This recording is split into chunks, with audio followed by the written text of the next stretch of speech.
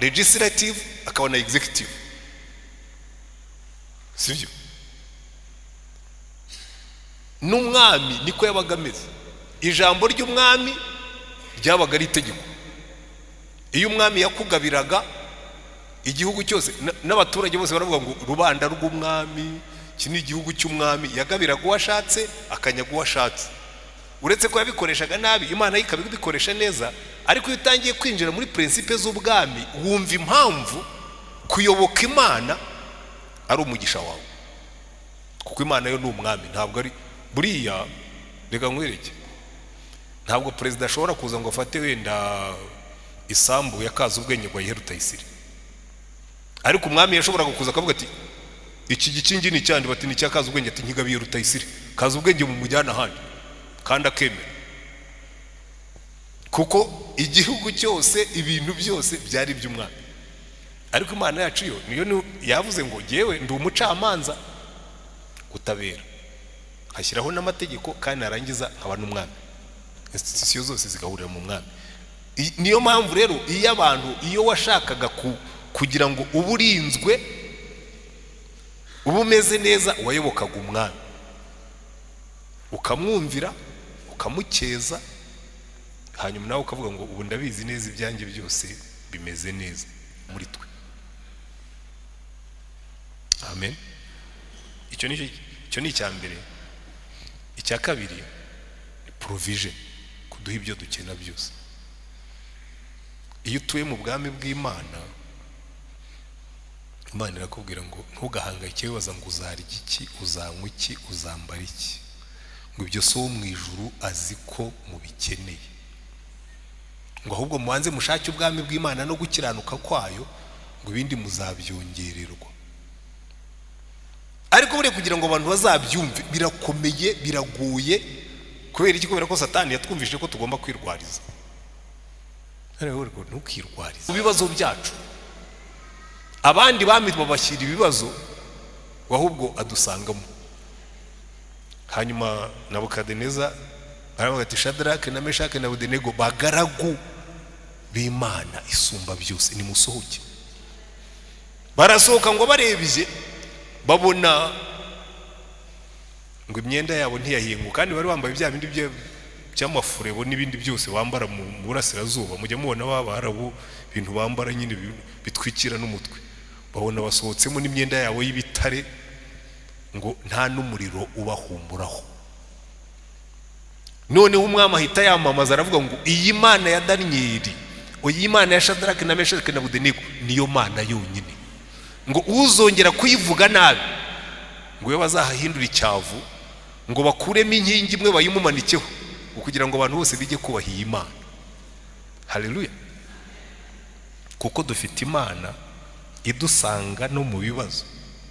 Reka mbaho urundi rugero rumwe, kuko ngira ngo ibyo mwabyumvise. Ukagera hafi muri Tanzania, inkware zizimagije, ngo kandi zigeze nko mu gice cy'imetero uzamuye, ngo mikono umwe uzamuye, zari zigerekeranye ahantu umuntu yagenda, ngo abantu baraza bazibonye, ngo bazigwamo urwuba, ngo baratangira barica baranika, ngo baranika. Baravuga aba bantu batanyizera, niba nazanye inkware zingana kuki batizera yuko nejo nzazibaha, nejo ubundi kabaha izindi. Bariya Abisirayeli baraduhemukiye. Iyo babanza bakarya inkware, bagera bakavuga ati rero Mana, n'inkware twazirambiwe, turashaka amafi, tuzanira amafi. Imana yari kubikora kugira ngo ibereke yuko ari provider. Iyi Imana wayizeye ikora ibirenze ibyo washoboraga gutekereza. Haleluya. Buriya rero nihuse, ikintu umuntu yabuze avuye mu bwami bw'Imana, yabuze ubwiza bw'Imana bwari bumuriho, abura ubwo burinzi bw'Imana bwamurindaga byose. Irembo ryera TV, Irembo ryera TV, byo gusarurwa. Yesu yabwiye abigishwa barabwira ngo nimwubura amaso murebe yuko imirima yeze byo gusarurwa. Haleluya. Uyu ni umwaka wo gusarura. Hanyuma icyumweru cya mbere, murabizi haba harimo ibyumweru bitandatu. Muri iki cyumweru cya mbere dufite intego ivuga ngo kuki tugomba kuvuga ubutumwa, kuki tugomba kuvuga ubutumwa. Niho tuzareba amahame y'ubwami bw'Imana, ingaruka z'icyaha n'ibindi. Icyumweru cya kabiri tuzaba dufite intego ivuga ngo nimwubure amaso murebe uko Imana ibona abantu. Buryo uko Imana ibona abanyabyaha siko tubabona, nuko tubona abanyabyaha siko Imana ibabona. Icyo tuziga mu cyumweru cya kabiri kugira ngo bidutere umwete wo gusengera abantu. Icyumweru cya gatatu tuzareba ku ntego ivuga ngo umurimo Yesu yasigiye itorero. Hari umurimo Yesu yatangiye ariko asigaho haye itorero, abwira ngo uyu murimo muwukomeze kandi nzagaruka kureba aho muzaba muwugejeje. Ndetse yashyizeho no kondisiyo avuga ngo abantu bose nibamara kumva ubutumwa bwiza nzabona kuza. Haleluya. Hanyuma mu cyumweru cya kane tuzareba imbaraga zidushoboza kuvuga ubutumwa. Icyumweru cya gatanu tuzareba icyitegererezo cy'abatubanjirije. Hari abantu bavuze ubutumwa pe, batubanjirije, bamwe bazwi bagaragara cyane ariko n'abandi bintamenyekana batubera icyitegererezo. Kuko hari abantu bamwe bakubwira ati rega biriya ni ibintu by'abapastori n'abavuga butumwa n'abandi bahambaye, ariko rwose harimo n'abantu basanzwe, harimo n'umuja wabwirije ubutumwa, harimo indaya yahinduye umusozi wose. So icyumweru cya gatanu tuzareba icyitegererezo cy'abatubanjirije. Haleluya. Hanyuma mu cyumweru cya gatandatu tuzareba ubutumwa bw'umusaraba. Tuzaba twageze mu cyumweru cya nyuma, kandi n'icyumweru gihura n'icyumweru cyera, kirimo wa gatanu wera, kirimo uwa kane Yesu atanga igaburo ryera. Icyo gihe tuziga ubutumwa bwiza bw'umusaraba. Nuko rero iyi mirongo ine yacu igiye kuzagenda, tuzaba dufite abavuga butumwa batandukanye, bamwe bamaze gukonfirima, abandi baracyarimo kureba aho bashobora gufatamo, ariko dufite abavuga butumwa beza. Ntabwo ngiye kubabwira nonaha kuko mbibabwiye mwatangira kumbwira ngo bazaza ryari. Hari abantu baza ariko bababwiye ngo kana kazaza. Baye mujye muza muje kumva ubutumwa, muje gusenga, ntimukaze muje kumva umuntu. Amen. Hazaba harimo abacu ba hano n'abandi bavuye hanze. Uyu munsi rero turatangira tureba umuntu mu bwami bw'Imana. Niko inyigisho y'uyu munsi nayise umuntu mu bwami bw'Imana. Buriya ikintu cya mbere abantu batarasobanukirwa, Yesu aza mu isi kuvuga ubutumwa bwiza. Ntabwo yaje kubera yuko gusa yaje ngo abwirize abantu ubutumwa bwiza, yaje aje gukosora ikintu cyangiritse kandi kigira ingaruka. Ubundi iyo urebye muri Bibiliya, nkunze kubibabwira hano, turaza gusoma igice kimwe, ariko reka maze mbibabwire. Ubundi buriya Bibiliya igiramo ibice bine gusa isi bimeze neza. Itangiriro igice cya mbere n'igice cya kabiri, aho ngaho Adamu na Eva baba bameze neza, babanye n'Imana neza, babanye neza hagati yabo, babanye neza n'ibibakikije, bafite ibibakwiriye byose. Hanyuma mu gice cya gatatu bakora icyaha, ibintu byose birasenyuka. Hagati y'igice cya gatatu cy'itangiriro n'igice cya 20 cy'ibyahishuwe ni zone y'intambara gusa, izone y'intambara. Hanyuma igice cya 21 n'icya 22 cy'ibyahishuwe tukongera tukabona isi nshya n'ijuru rishya, hanyuma tukabona umuntu yasubiye mu bwami bw'Imana. Aho ngaho ibyo bice bine nibyo bidutera umwete wo kuvuga ubutumwa, kuko igice cya mbere n'icya kabiri cy'itangiriro bitwereka aho twahoze, ariko igice cya 21 n'icya 22 cy'ibyahishuwe katwereka aho tuzarangiriza. Haleluya. Kubera ko hari abantu benshi bamara ubuzima bwabo barizwa n'ibyo batakaje. Amen. Nubundi umwana w'umuntu iyo Yesu ataza, twari kuzabaho iteka ryose turizwa na Edeni twatakaje. Haleluya. Ariko Yesu araza aravuga ngo iyi Edeni mwatakaje naje kugira ngo nyibasubize, ndetse yagizwe nziza kurutaho. Kuko itangirira igice cya mbere n'icya kabiri tubona Adamu na Eva bari mu murima, ariko igice cya 21 n'icya 22 cyo muri ibyahishuwe tubona noneho abera bari muri Yerusalemu nshya, aho imihanda yaho yose ari izahabu, nta ni kibi kiharangwa. Reka tubanze dusoma amagambo amwe hanyuma tubone kwinjira mu nyigisho bwite. Ndagira ngo mufate Bibiliya zanyu mu gice cya 21 cy'ibyahishuwe, aho naho tuzajya, kandi nicyo kidutera umwete wo gukorera Imana mu gusarura. Haravuga ngo mbona ijuru rishya n'isi nshya, kuko ijuru rya mbere n'isi ya mbere byari byashize, n'inyanja yari itakiriho. Haleluya. Mbona ururembo rwera Yerusalemu nshya rumanuka ruva mu ijuru ku Mana, rwiteguwe nk'uko umugeni arimbishirizwa umugabo we. Numva ijwi rirenga rivuye kuri ya ntebe rivuga riti, dore ihema ry'Imana riri hamwe n'abantu, kandi izaturana nabo, nabo bazaba abantu bayo, kandi Imana ubwayo izabana nabo iba Imana yabo. Izahanagura amarira yose ku maso yabo, kandi urupfu ntiruzabaho ukundi, kandi umuborogo cyangwa gutaka cyangwa kuribwa ntibizabaho ukundi, kuko ibya mbere bishize. Iyicara kuri ya ntebe iravuga iti, dore byose ndabihindura bishya. Kandi iti, andika kuko ayo magambo ari ayo kwizerwa n'ay'ukuri. Kandi iti, birarangiye, ndarufa na Omega, itangiriro n'iherezo. Ufite inyota nzamuhera ubuntu kunywa ku isoko y'amazi y'ubugingo. Unesha azaragwa byose, nanjye nzaba Imana ye, nawe azaba umwana wanjye.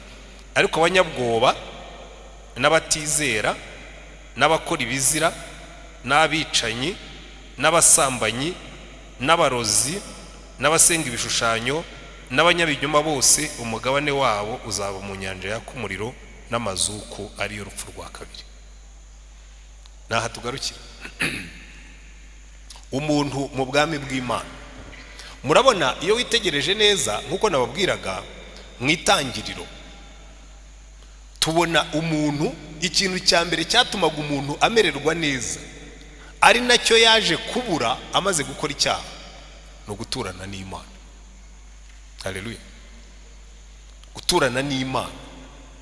Niyo mpamvu hano mu byahishuwe Imana iravuga ngo nzabikosora, nongere manura ihema ryanjye, noneho nta nubwo nzageza kubagendera, nze nture hagati yanyu, mbi Imana yanyu namwe mu bwoko bwanjye. Buriya rero ubundi twebwe abakristo nuko twagombye kugaragara.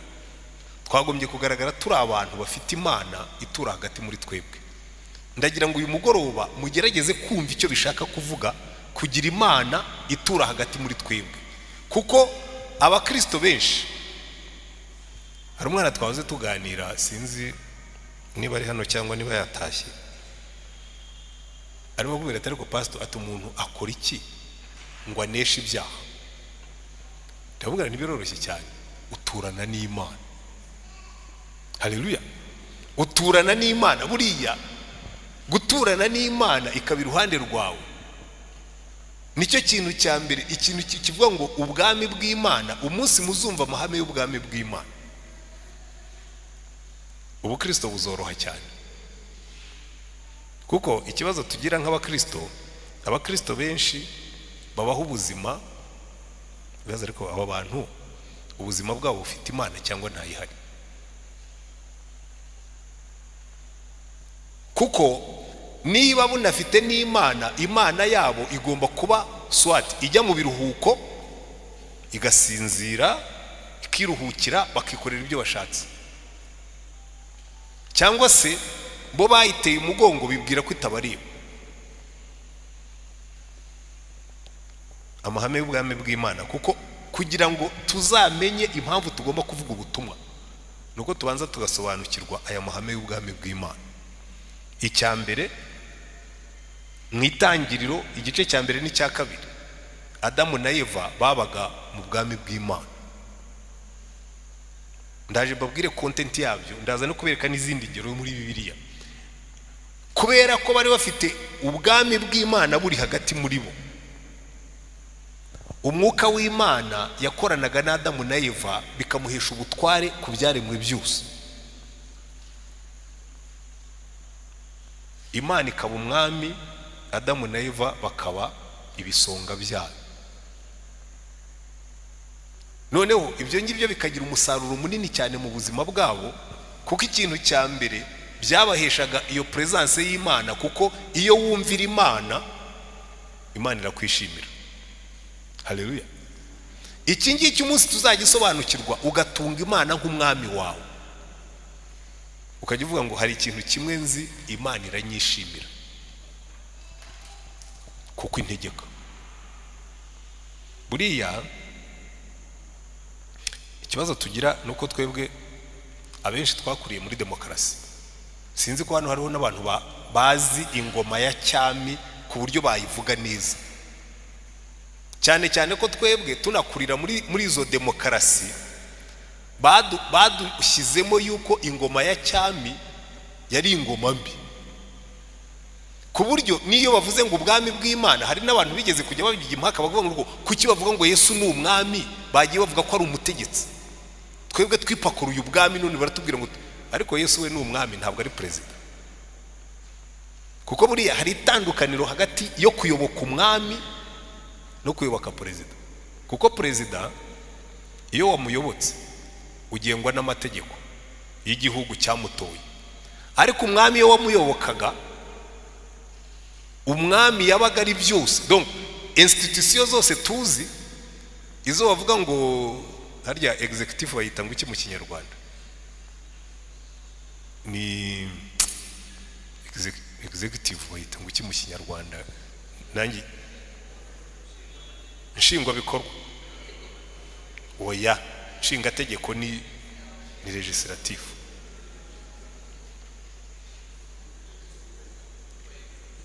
Nyubahiriza tegeko, nyubahiriza tegeko. Hariho nyubahiriza tegeko, hari na nshinga amategeko, hari na n'ubutabera. Rero buri Imana yo umwami muri principe z'ubwami, ziriya institution zose uko ari eshatu ziba zikubiye mu mwami. Reka mwumve ukuntu n'Imana niko ivuga. Imana yo irakubwira ngo jewe ni jewe executive, ni jewe ukora imirimo, kandi nkahindukira nkaba n'umucamanza, kandi nkahindukira nkashyiraho n'amategeko. Hari ahantu muri Yesaya Imana yabivuze neza, reka nizere ko ndi buhite mpabona. Imana yababwiraga ati ngubu jewe byose bikubiye muri jewe. Okay, Yesaya 33 umurongo wa 22. Imana iravuga ngo kuko Uwiteka, mwahageze? Reka duhere kuri 21 kuko nibyo turimo kwiga, ubwami bw'Imana. Umurongo wa 21 aravuga ngo ahubwo aho Uwiteka azabana natwe afite icyubahiro, habe na aho inzuzi n'imigezi bitanyurwamo n'ubwato bugashywa cyangwa inkuge y'icyubahiro, kuko Uwiteka ari we mucamanza wacu, ni judiciary. Uwiteka niwe utanga amategeko, legislative. Uwiteka niwe mwami wacu, azadukiza. So inzego zose arazikubakuba akazishyira muri we, akaba judiciary, akaba legislative, akaba na executive. Sibyo? N'umwami niko yabaga ameze. Ijambo ry'umwami ryabaga ari itegeko. Iyo umwami yakugabiraga igihugu cyose, n'abaturage bose baravuga ngo rubanda rw'umwami, iki ni igihugu cy'umwami, yagabiraga uwashatse akanyaga uwashatse. Uretse ko yabikoreshaga nabi, Imana ikabikoresha neza. Ariko iyo utangiye kwinjira muri principe z'ubwami, wumva impamvu kuyoboka Imana ari umugisha wawe, kuko Imana yo ni umwami, ntabwo ari buriya.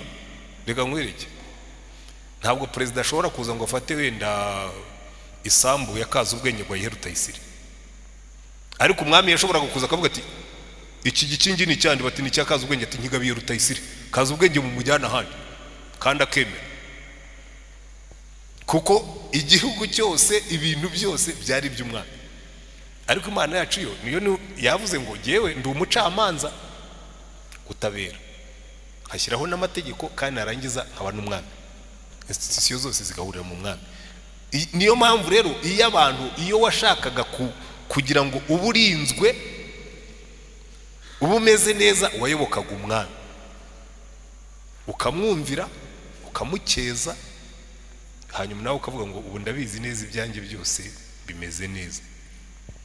Niyo mpamvu na Yesu yavuze ngo buriya ngo umuntu nanyumvira akitondera amategeko yanjye kizavamo niki ngo data azamukunda nanjye nzamukunda tuzaza aho ari tugumane nawe. Yesu ni umwami. Amen.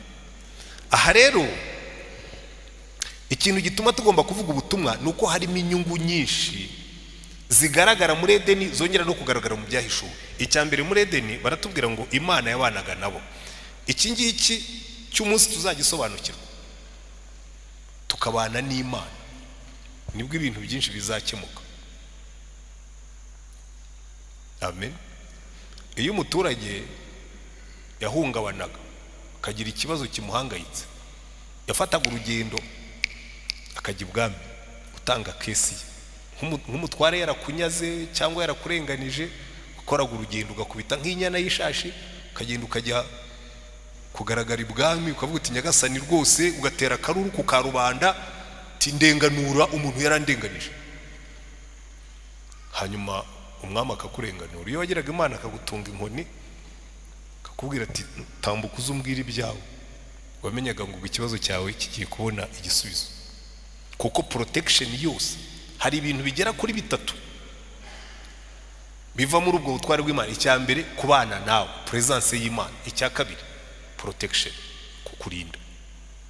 Muzitegereza ahantu hose muri Bibiliya Imana iravuga ngo nuca mu migezi ntizagutembana, nuca mu mazi ntazakurengera, nuca mu muriro ntuzashya. Nta kindi gisobanuro bishyiraho kuko nzaba ndi kumwe nawe.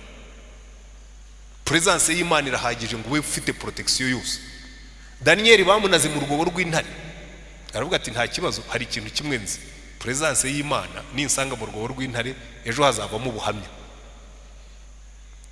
Hanyuma mu gitondo umwami waraye adasinziriye arabaza ati Daniel umugaragu w'Imana uracyariho? Protection. Aramubwira ati yego nyagasani ndacyariho. Imana yohereje marayika wayo afunga iminwa y'intare. Yayobotse umwami utegeka agategeka n'iminwa y'intare. Haleluya. Mwibuka Shadraka na Meshaki na Abedenego banga kuramya ikigirwamana ko baravuga toya nta wundi mwami dufite uretse umwami ugenga ijuru n'isi. Umwami arababwira ati ni jyewe mwami w'i Babuloni kandi yo natanze itegeko ntirivuguruzwa. Aramubwira ati mwami twebwe dufite Imana iri hejuru yawe, ntabwo dushobora gusenga ikigirwamana umwami wacu yarabitubujije. Arabwira ngo ninde uzabakiza umujinya wanjye? Abwira abasirikare ati mucanire itanura mwongeremo inkwi ritukurire karindwi. Bongeramo inkwi. Buriya uzi impamvu bongeragamo inkwi? Ngo babakure ku izima barebe ko bakwisubiraho. Abona abahungu barahagaze n'amakonfidence menshi, barahagaze bambaye ngo n'imyenda yabo n'ibyo n'amafurebo n'ibiki byose, bifata barya gusa. Hanyuma igihe kigeze ngo bafata abasirikare b'ingufu ngo barabazunguza bagiye kubanaga mu muriro, ababanazemo ngo umuriro nibo wasamye, hanyuma bagwa mu muriro. Shadraka, Meshaki na Abedenego bagwa mu muriro, hanyuma Imana irazi basangamo, shyiramo ya conditioning izimya umuriro bagendagendamo. na Nebukadineza atakaza imibare aravuga ngo ariko nimumbwire ngo twanazemo abantu bangahe? Bati si batatu. Si Shadraka na Meshaki na Abedenego toya twanazemo batatu ariko ndimo ndabona bane kandi uwa kane arasa n'umwana w'Imana. Hari Imana idusanga mu itanura hagati. Haleluya. Kuko hari umwami udusanga mu bibazo byacu. Abandi bami babashyira ibibazo ahubwo adusangamo. Hanyuma Nebukadineza aravuga ati Shadraka na Meshaki na Abedenego bagaragu b'Imana isumba byose nimusohoke. Barasohoka ngo barebye babona ngo imyenda yabo ntiyahinguka kandi bari bambaye bya bindi by'amafurebo n'ibindi byose bambara mu burasirazuba. Mujye mubona b'Abarabu ibintu bambara nyine bitwikira n'umutwe. Babona basohotsemo n'imyenda yabo y'ibitare ngo nta n'umuriro ubahumuraho. Noneho umwami ahita yamamaza aravuga ngo iyi Mana ya Daniel oya Imana ya Shadaraki na Meshaki na Abedenego niyo Mana yonyine, ngo uzongera kuyivuga nabi ngo yo bazahahindura icyavu, ngo bakuremo inkingi imwe bayimumanikeho kugira ngo abantu bose bijye kubaha iyi Imana. Haleluya. Kuko dufite Imana idusanga no mu bibazo. Reka mbaho urundi rugero rumwe kuko ngira ngo ibyo mwabyumvise. Protection, uburinzi. Muri buka hari igihe uwitwa Baraki yabonye Abayisiraheli bari bazamutse muri Egiputa, ahamagara uwitwa Balamu ngo yari umucuni, ngo iyo yateraga umuvumo nyine umuvumo we warafataga. Aramuhamagara ati uzaze umvumira ubwoko nabonye buzamutse muri Egiputa. Hanyuma Balamu Imana iramusanga nijoro iramubwira ngo buriya bwoko ntibuvumika, ntuzagerageze kubavuma kuko nabahaye umugisha. Haleluya. Noneho ariko Balamu aramubwira ati reka da mugende mumumbwire ngo rwose ntibishoboka, Imana yamuhakaniye ngo ntabwo ashobora kuza. Noneho afata premier ministre n'umukuru w'ingabo ngo abanyacyubahiro bose b'Imowabu baza bambaye neza ngo mu cyubahiro cyabo, baraza baravuga ati uratubona, umwami yatubwiye ngo uzaba umwe muri twebwe, ngo azaguha icyubahiro gisumbye nuza ukamuvumira buriya bwoko. Balamu arabiri aravuga rwose yego umuntu ashobora kumvira Imana ariko kiriya cyubahiro kugihomba nabyo no guhomba zigahera. Atereka nsubire kuyibaza ndebe kwinyemerera kuza. Imana ntijya yisubiraho. Halo. Ntabwo ijya yisubiraho, ibyo yavuze nibyo yavuze, ntiyisubiraho. Ariko ibonye Balamu rwose abikomeyeho cyane, ndamubwira ati ngaho genda, ariko hari agahimano, uzavuga gusa ibyo nzakubwira. Arifasha aragenda.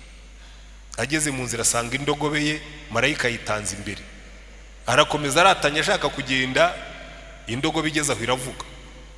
Aravuze ko nagutwaye imyaka yose unkubitiye iki rwose, ngo nibwo amaso yahumutse abona marayika aramubwira ati mba nakwishe iyi indogobe itavuga idahagarara ngo ikomeze kugenda. Ariko still tekereza yuko Balamu yatinyutse aragenda ajyayo.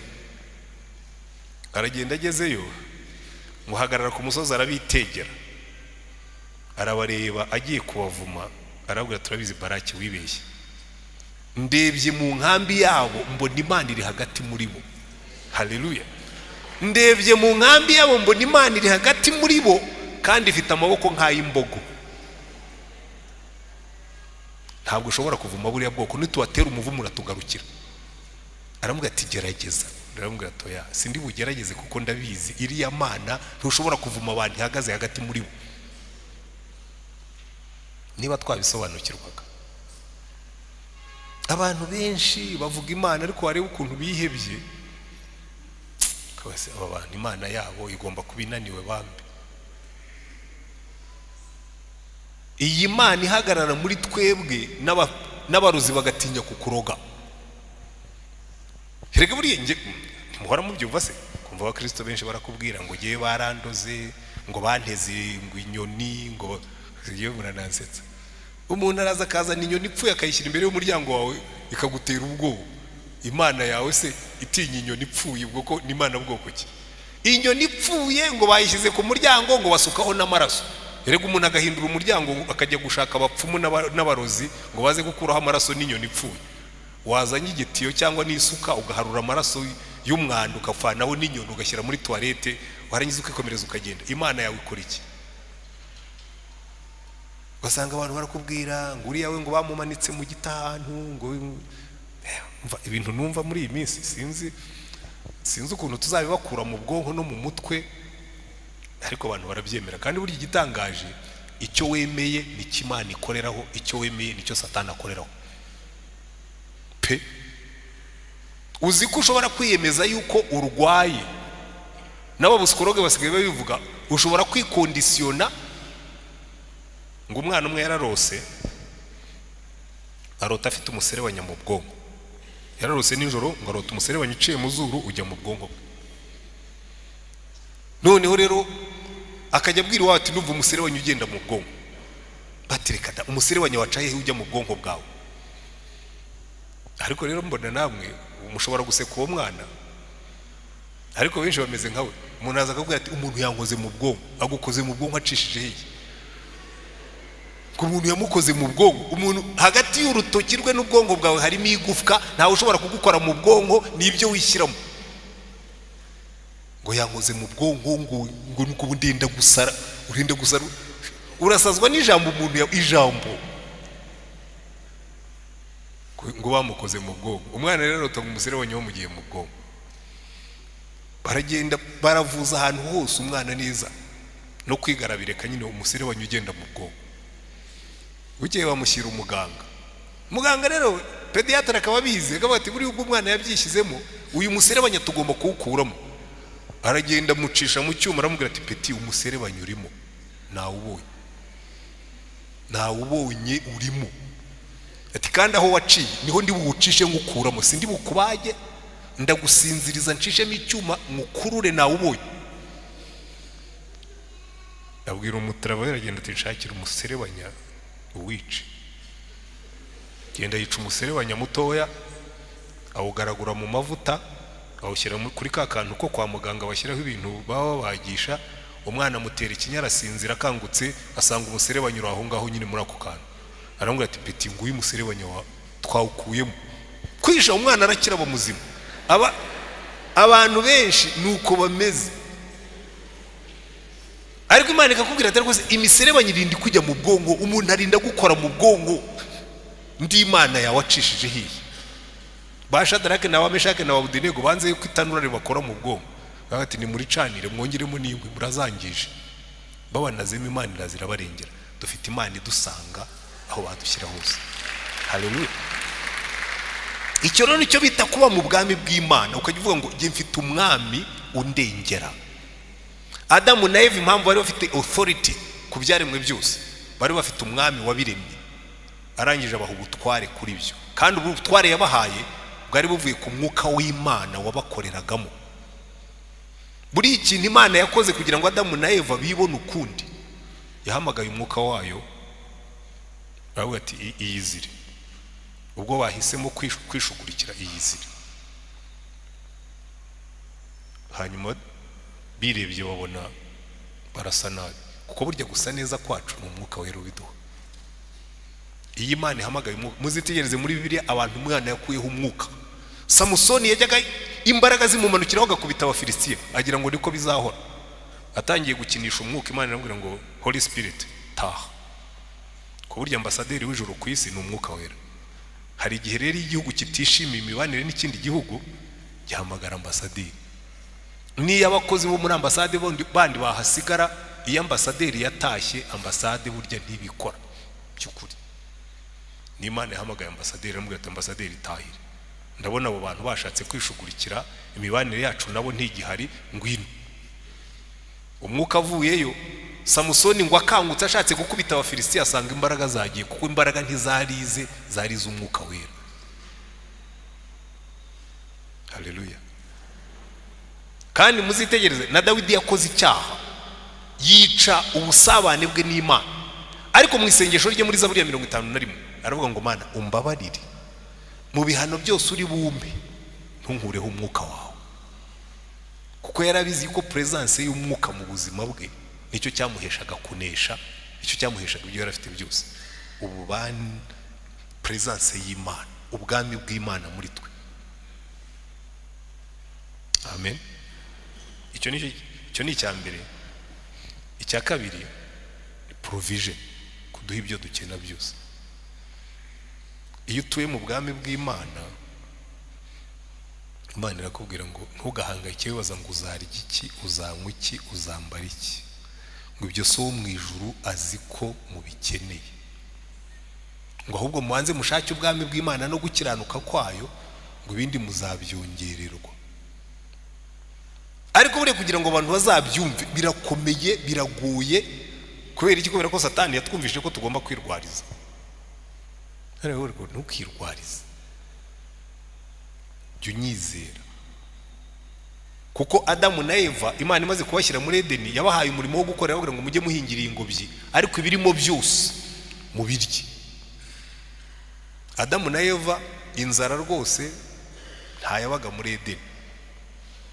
tuzabiboneje aho ibintu byose byapfiriye, ariko igihe cyose Imana ihari ujye wizera ko yije izana n'imigisha yayo.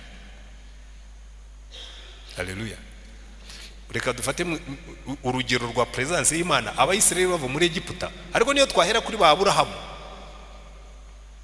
Muri buka Aburahamu yajyanye umuhungu we agiye kumutamba. Imana yari irimo gupima niba ashobora kuyumvira nkumvira umwami we. Aragenda agezeyo yararika inkwi ku gicaniro, shyiraho umuriro, afata umuhungu aramuhambira, agiye kumutera icyuma aramubwira ngo rekera aho ngaho, nashakaga kureba niba koko ushobora kunyumvira kugeza aho wumvira n'icyo ubundi umuntu atakumvira.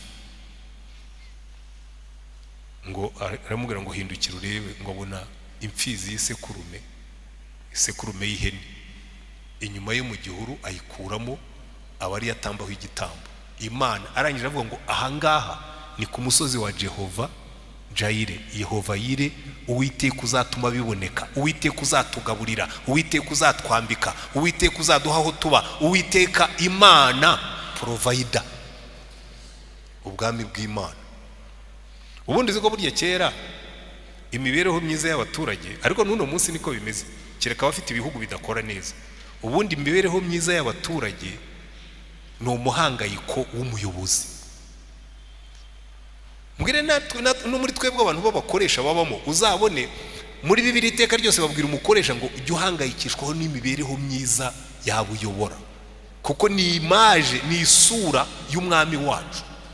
Ubundi umwami mwiza yitaga kuri welfare, ku mibereho myiza y'abaturage be. None Imana ikavuga ngo nijye mwami supreme, nijye mwami usumba abandi, nijye mwami w'icyitegererezo, ngo nzajya mbagushiriza imvura mbavushirize n'izuba, ndetse no kubabi n'abeza.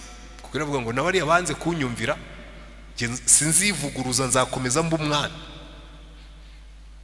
Ko mwagiye mureka tugashima Imana.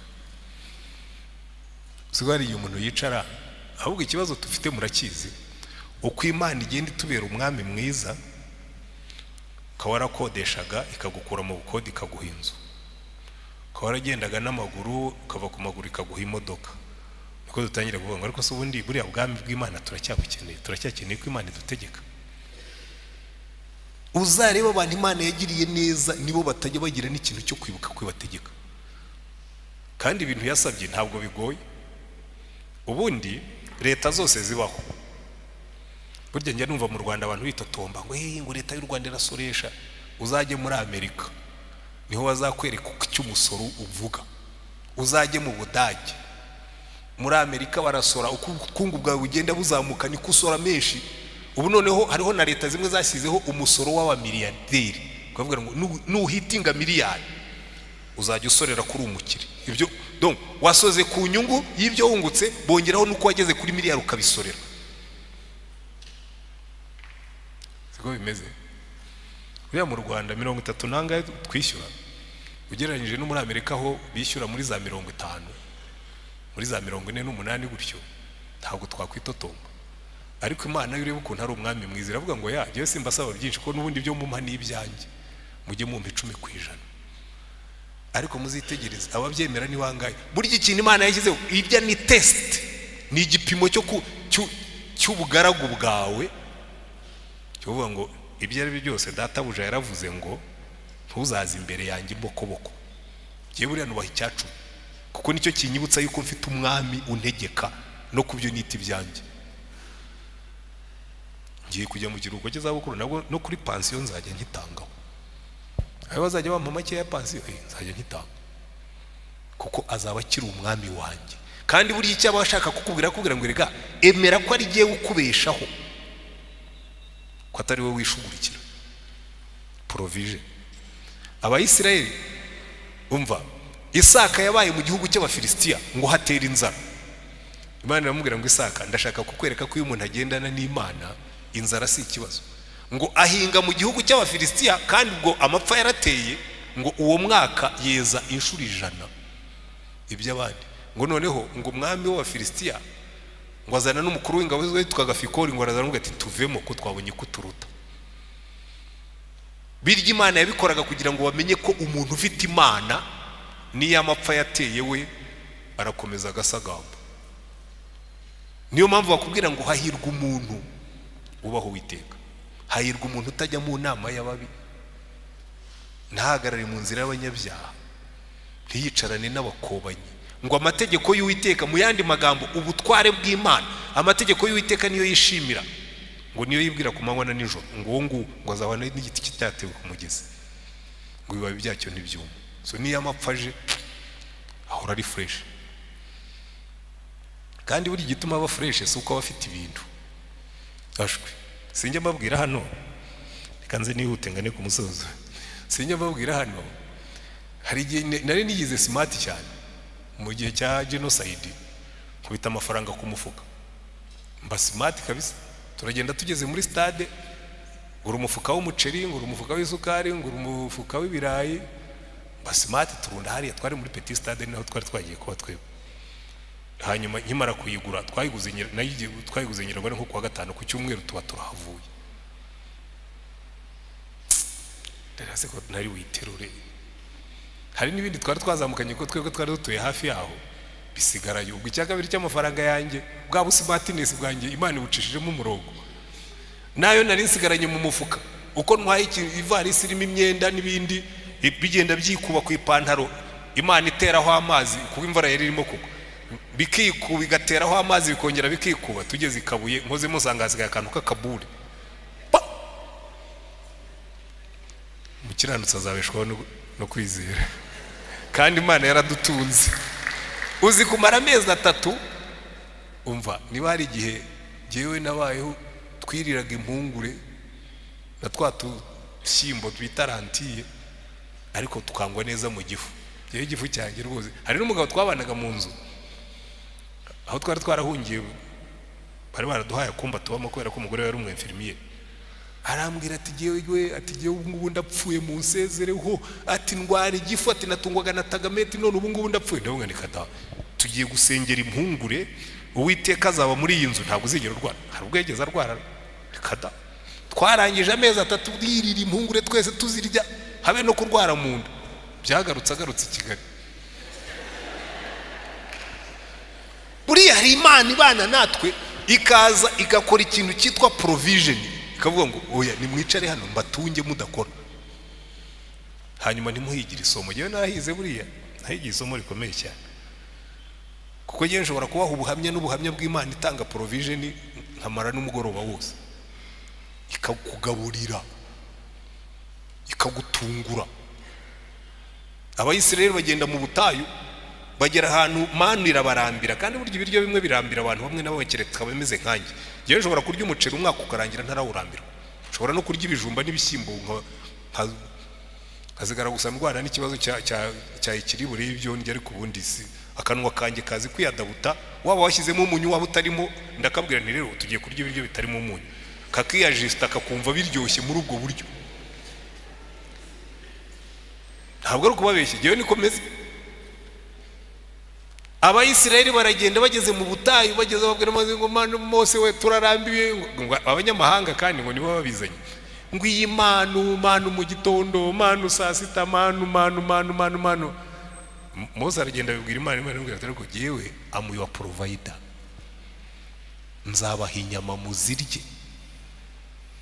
Mose arayibwira ngo ariko Mana, uzi ibyo umaze kuvuga, abantu nyoboye n'uduhumbi, dongo n'amajana y'ibihumbi, niyo twabaga inka zose n'intama n'ihene dufite hariya mu nkambi ntizaduhaza, nta nubwo buri muntu yabona intongo. Imana iramubwira ngo jewe mfite maso, ngo ukuboko kwanjye ntikwabaye kugufi, ukuboko kwanjye gufite imbaraga. Haleluya. Ngo genda ubabwire biyeze, mu yandi magambo genda ubabwire bantunganire, bibuke ko ndi Imana yabo, ejo nzabaha inyama. Ngo baracya mu gitondo, ngo basanga inkware zidendeje, ngo hano umuntu yagenda nk'iminsi 3.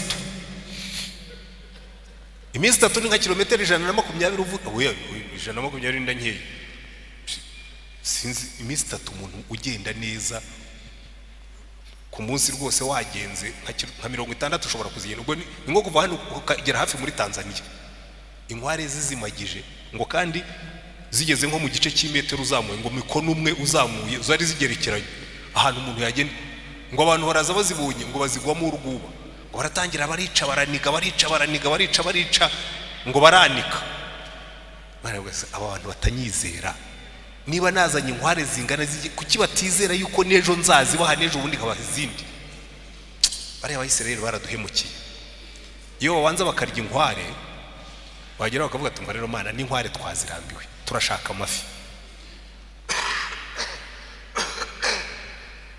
tuzanira amafi. Imana yari kubikora kugira ngo iberekeye yuko ari provider. Iyi Imana wayizeye ikora ibirenze ibyo washoboraga gutekereza. Haleluya.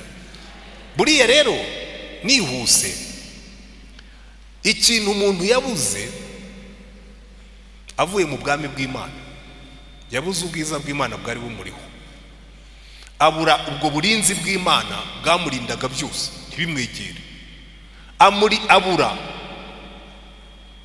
kwa kugabura kw'Imana yamuhaga ibyo akena byose. Arangije icyavuyemo aratangira ararwara, arangira aranapfa.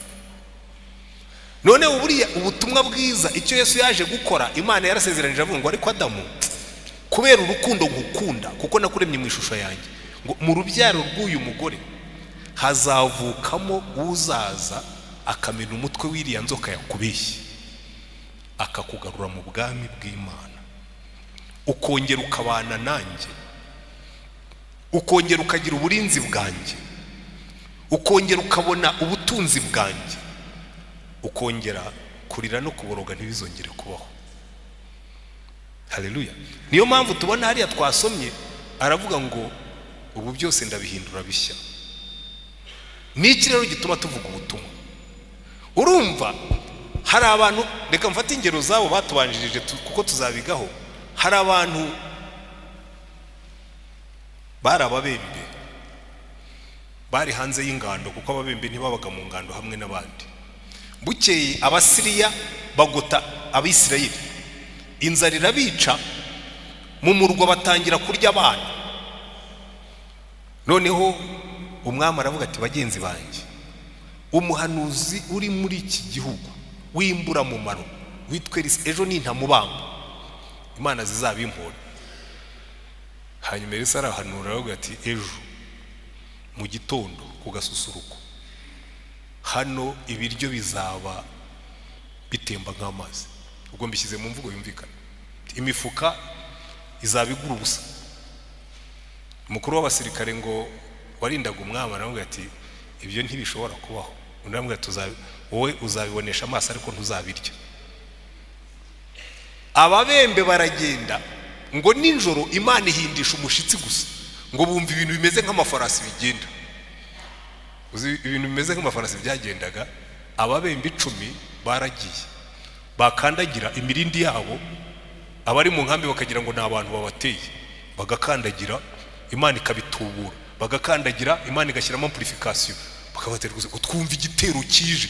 Naho n'ababembe 10 baje kwishakira ibyo kurya, ngo bashyira bugeri bariruka, ngo basanga inkambi bayitaye, harimo ibyo kurya, harimo imyenda, ngo bajya mu ihema rya mbere bakuramo ibyo kurya, bajya mu bya kabiri bakuramo ibindi, bageze baravuga ati ariko ibi bintu turimo gukora si byiza. Kubona umujyi wicwa n'inzara, twebwe turi muri abundance turimo kurya, tujye kubwira n'abandi nabo bazi. Ubundi twebwe abamaze kumenya Yesu tukaba tuzi neza yuko noneho bwa butumwa bwiza bw'ubwami bwaje, yuko dushobora gusubira hahandi aho twavuye, yuko dushobora kongera tukagira Imana ibana natwe, yuko dushobora kongera tukabana Imana iturengera, yuko dushobora kubana n'Imana itugaburira. Twagombye kubwira abandi bari abasonzeye hanze, twabwira ngo muzi ikintu, hari inkuru nziza tubafitiye. The kingdom is back. Hallelujah. Niyo mpamvu Yesu amaze kuzuka yaravuga ngo ubu nahawe ubutware mu ijuru no mu isi no munsi y'isi. Namwe muze tugende hanyuma mujye kubwira abandi yuko ubwami bwagarutse. Hallelujah. Impamvu tuvuga ubutumwa nuko twe twasogongeye inkuru nziza y'ubwami bw'Imana. Twabonye Imana ibana natwe, twabonye Imana iturengera, twabonye Imana idutunga, twabonye Imana idukiza, twabonye Imana idukorera byinshi, twabonye Imana. Ukabona abandi barimo barababarira hariya, ukavuga rese kuki uriya muntu nakwihererana ibi bintu ntabimenye. Muzi umuja nawe tuzamwigaho ukwa Namani. Yabonaga shebuja rwose, Namani yari successful hanze, ngo Imana yaramukoreshaga cyane akarwana intambara z'Abasiriya, ariko yataha mu rugo umudamu yaza kumuhobera amukumbuye ati girayo ntakwanduza urabizi ndabembye. Abana baza kumubwira ntimwegere papa arabembye. Umuja arabireba aravuga ati ariko databuja niba yashoboraga kugenda akajya iwacu i Samariya atajyanywe no kurwana agahura n'Imana yacu, yamukiza biriya bibembe. Haleluya. Kandi niko byagenze, umuja yamutungiye agatoki. Namani agenda nk'uri muri protokole za leta nyine, yari reportinga ku mwami. Umwami aravuga ati murumva uyu mugabo aranshakaho intambara. Ndatireka ndirwariye, bambwiye ko mufite Imana igikora bene ibi ngibi. Elisa mutuma aramubwira ati nyoherereza uwo mugabo aze hano, aramenya ko muri Isirayeli hari Imana. Haleluya. Abantu bakeneye kumenya ko dufite Imana. Izi nsengero zitabamo Imana mana, abantu bakaza bakicara mu rusengero bagasohoka ntibabwira abandi kuko ntacyo baba babonye. Ariko umuntu wahuye n'Imana, Imana igahindura ubuzima bwe. Umuntu wahuye n'Imana, Imana ikamurengera. Umuntu wahuye n'Imana, Imana ikamutunga. Ntabwo ashobora kwambara agapfukamunwa, ntabwo yabyihererana. Aravuga atoya ibi bintu sinabyihererana, n'abandi bagomba kubimenya. Haleluya. Kuko Namani yabonye akize, araza abwira Elisa aramubwira tumva nkubwire ndatashye ngiye iwacu, ariko Imana izaba Imana yanjye, ariko izanyihanganire kuko nzakomeza akazi kanjye. Databuja nazajya nyishingikiriza abagiye mu ngoro ye yarimo, n'Imana ntizarakare, ariko imenye ko nayiyobotse niyo Mana.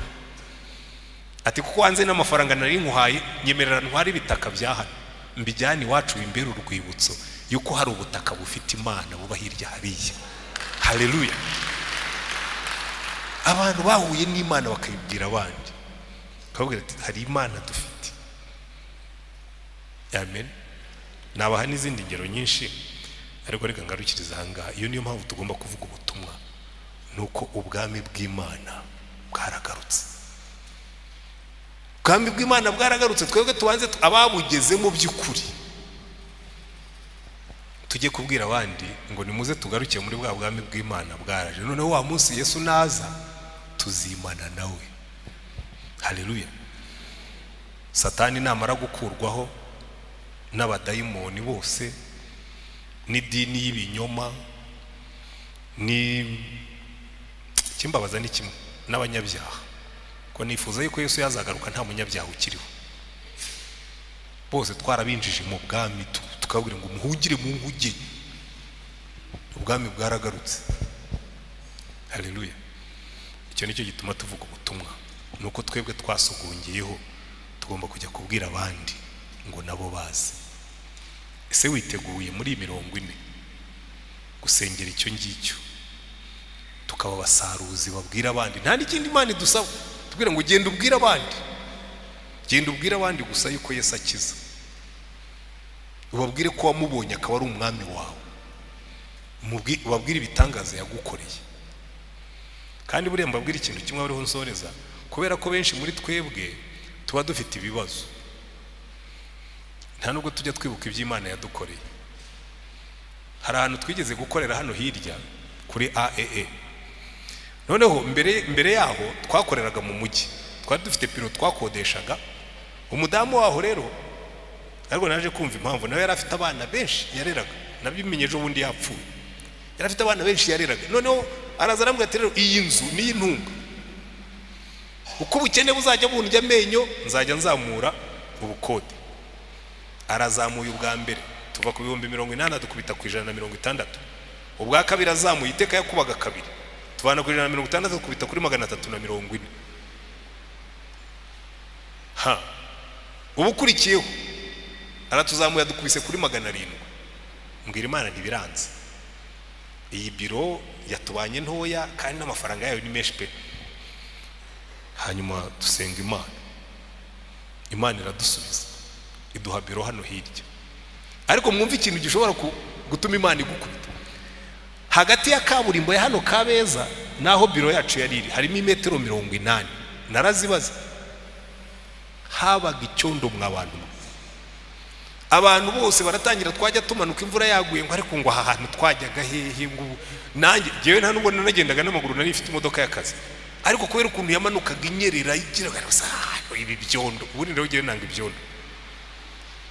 Noneho umunsi umwe manuka ndimo kwitotomba, Imana irambwira ngo ariko si we wansabye ngo ubukode burakurembeje, ubaka akantu kangana gatya niko kakubujije amahoro, niko kakubujije amahwemo, naguhaye byinshi, none imetero 80 z'icyondo zitumye uzinukwaho naguhaye.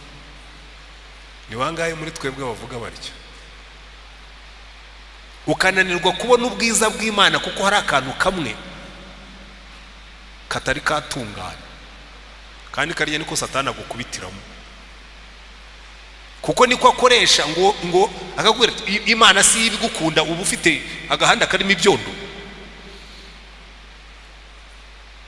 Imana ibigukunda uba urimo guhura n'ibi bibazo, kandi ntubone ko no muri ibyo bibazo Imana yagendanyemo nawe ikakurindiramo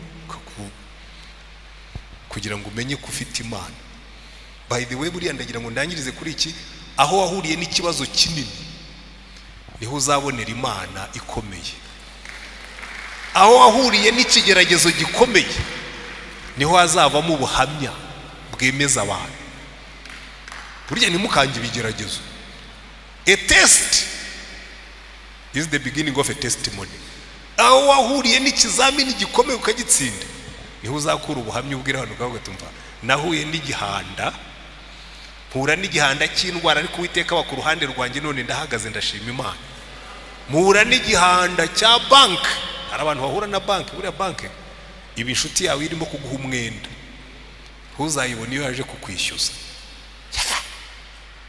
kakwishyuza igashinyika amenyo ikamanika ibipapuro ukiheba, Imana ikakubwira ngo biriya bimparire, umunsi nabitunganije uzamenya ko ndi Imana.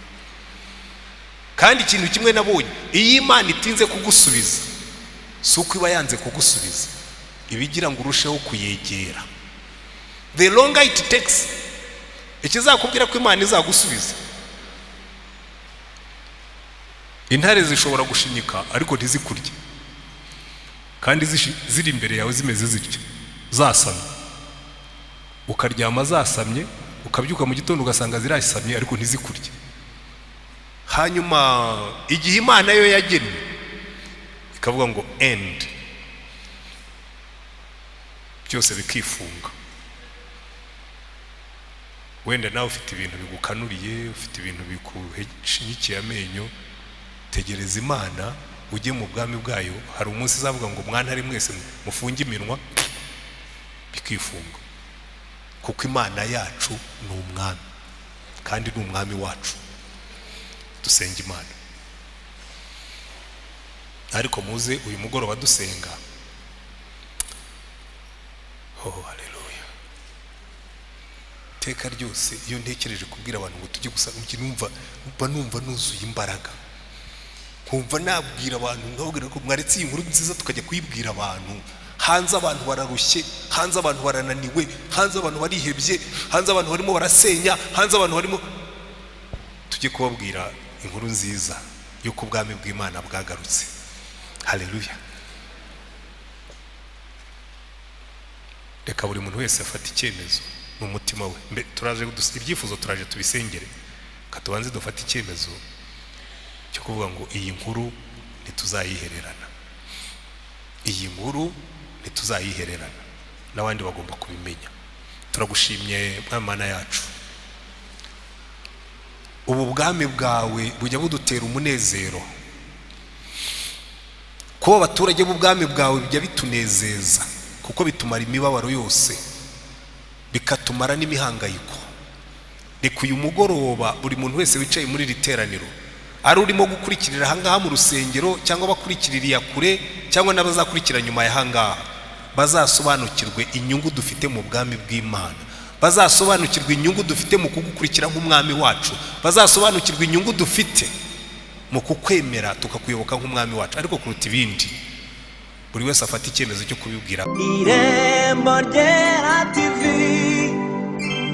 irembo ryera